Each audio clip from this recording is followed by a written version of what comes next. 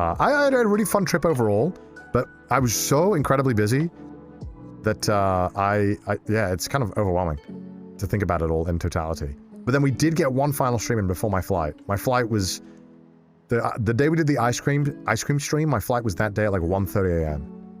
Such a late flight. So we did the ice cream, tried every ice cream, and we had like 11 fucking scoops of ice cream. And it was so much, man. It was so much. It was ridiculous. It was such an insane amount of ice cream. It was all so yummy, though. And again, Ludwig truly learned this trip how much of a fat ass I am, because I eat a lot of food, and Ludwig didn't appreciate this until this trip. He truly saw my gluttonous side.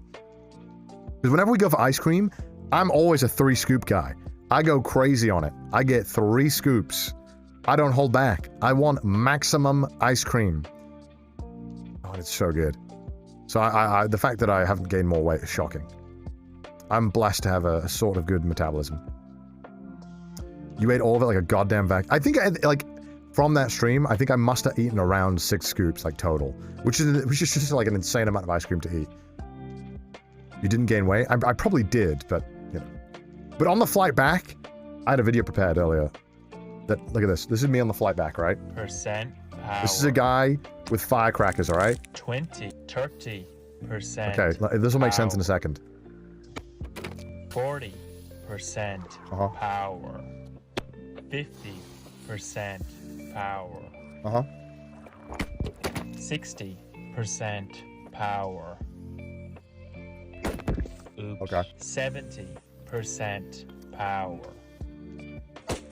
80% power. I think that's 80% were roughly where my bowels were at on the plane. It was about 80% in terms of how it was all happening there.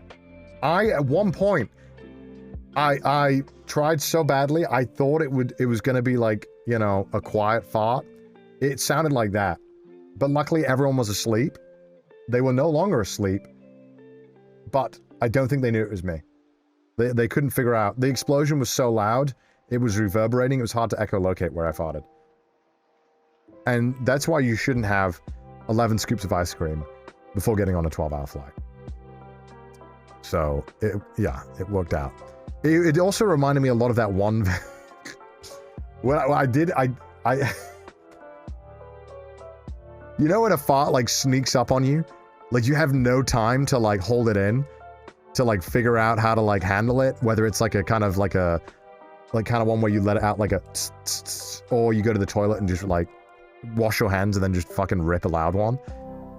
Like, I didn't have time to even, like, comprehend it. It just snuck up on me.